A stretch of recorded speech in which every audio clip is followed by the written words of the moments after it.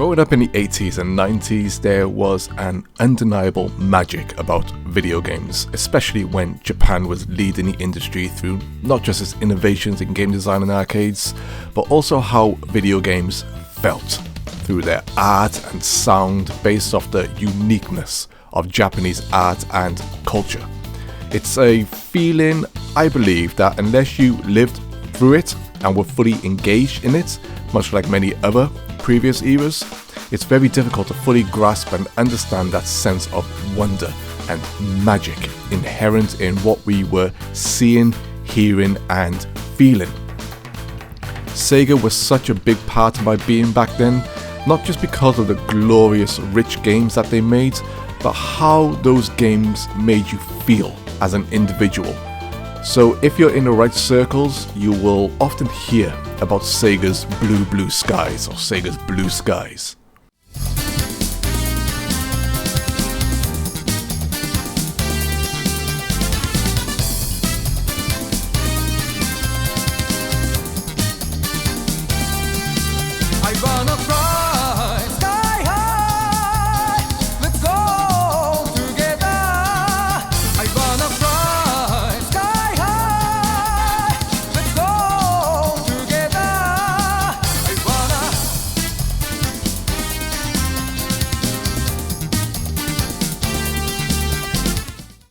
Sega's Blue Skies are initially a clear reference to the vibrant and dazzling colour of blue that adorned many a backdrop of some of Sega's greatest and most fondly played titles from the 80s and 90s.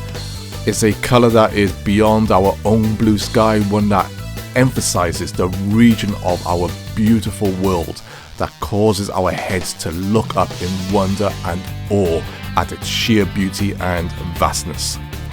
Blue skies indeed. But for me, the phrase blue skies meant more than just that wondrous, vibrant colour, and I feel that many old school Sega fans like myself feel the same way. Looking out on that vibrant blue horizon, many times its visage dotted with bright and perfectly white cumulus clouds, this was my destination. An endless horizon of excitement, adventure, beauty and ultimately freedom. When playing OutRun as a young man in the arcades, my go-to track was always Passing Breeze.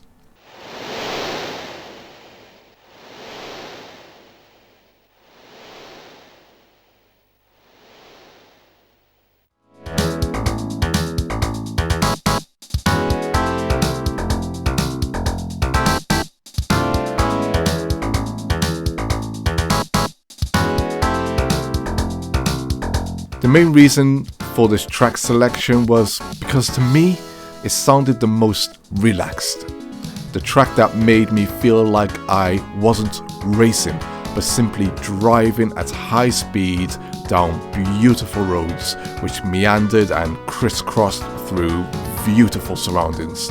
With my girlfriend at my side, roof open, enjoying the breeze and simply heading towards the horizon.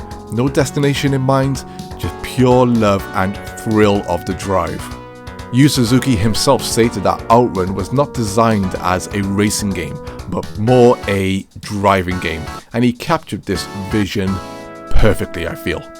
Or as Yu Suzuki quotes in an interview with Wired UK back in 2021, "Unlike rigid racing games, I was able to create a new genre of driving game where you would drive one-handed with a beautiful girl by your side, listening to the car stereo whilst leaving the competition in the dust." Personally for me, when playing OutRun, I didn't know where I was going, and you know what? It simply didn't matter. All that mattered was being in the perfect moment, staring out at the world of beauty and adventure. The feels of Sega's Blue Skies was naturally in many other titles as well, all having a different yet similar feeling that only Sega could deliver. Whether you're tearing through the competition in Daytona, USA, with the goal line being just ahead and those blue skies looming above, instilling in you a sense of motivation and courage, knowing that no matter how the race turns out, it'll still be a beautiful day. You might be running and flying through the fantasy zone, the horizon ever moving as you fight and dodge your way through obstacles, feeling like they're purely there to prevent you from reaching that horizon and saving the world. Or perhaps it was a metaphor for both, where no matter what lies ahead, we have to keep pushing towards that just out of reach but also greatly desired future.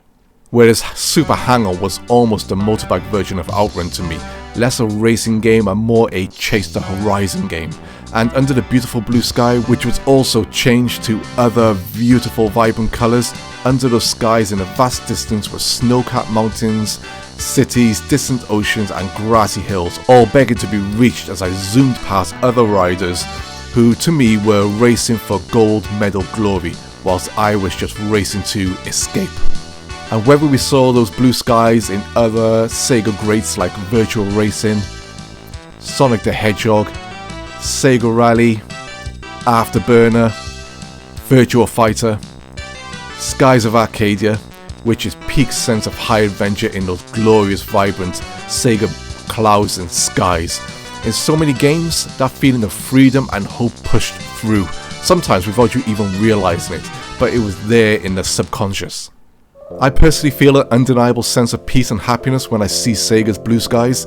I can't quite tell if it's a nostalgia thing, something burnt into my subconscious as a young man experiences such thrills or wonders for the first time in the arcades, or if perhaps Sega just managed to encapsulate everything we love about life itself in video game art. Its richness, beauty, adventure, and also those small moments of pleasure which we all yearn for in life.